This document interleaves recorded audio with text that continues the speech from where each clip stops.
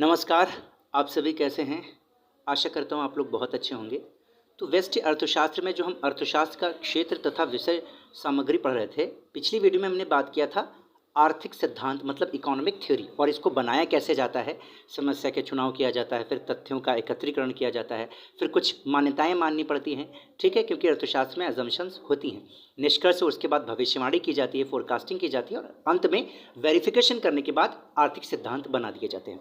इस वीडियो में हम आर्थिक नीति के बारे में पढ़ेंगे, ठीक है। यहाँ ध्यान रखिएगा, इकोनॉमिक पॉलिसी के बारे में बात करेंगे, यानी आर्थिक व्यवहार का समाधान करता है, सॉल्यूशन ऑफ इकोनॉमिक प्रॉब्लम्स कैसे की जाए, ये हम आर्थिक नीतियों के तहत करते हैं।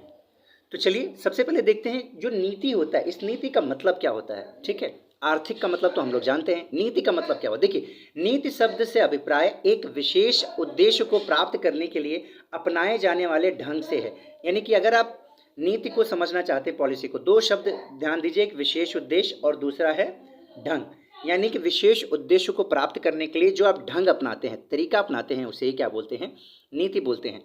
अब आर्थिक नीति क्या होती है? देखिए, आर्थिक नीति मतलब इकोनॉमिक पॉलिसी से आशय साधारण रूप से राष्ट्रीय आर्थिक नीति यानी नेशनल इकोनॉमिक पॉलिसी से है, जो पूरे नेशनल राष्ट्र लेवल पर बनाई जाती है, से लिया जाता है। और इस दिशा में आर्थिक नीति को लागू करने वाला संगठन जो होता है वो सरकार या फिर राष्ट्र होती है।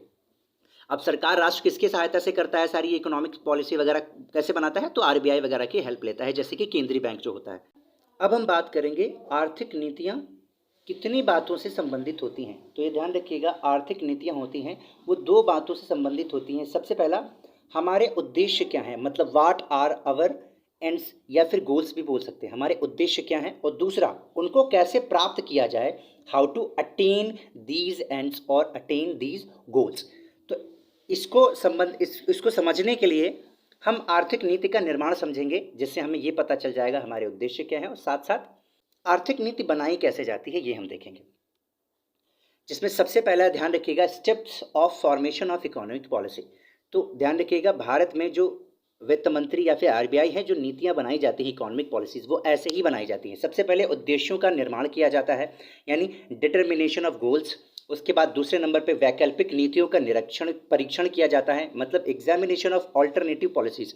बहुत सारी पॉलिसीज को रखा जाता है और देखा जाता है कौन सी पॉलिसी बेस्ट है। फिर क्या होता है, विशिष्ट नीति का चुनाव कर लिया जाता है, यानी जो सबसे अच्छी पॉलिसी होती, best policy, the best policy, उसको चूज कर लिया जाता है, यानी choice of a particular policy, उसको चूज कर लिया जाता है। उसके बाद चुनी हुई नीति का मूल्यांकन किया जाता है।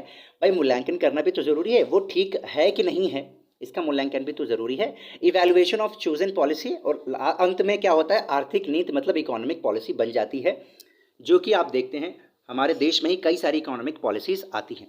तो ये इसका तरीका होता है निर्माण करने का।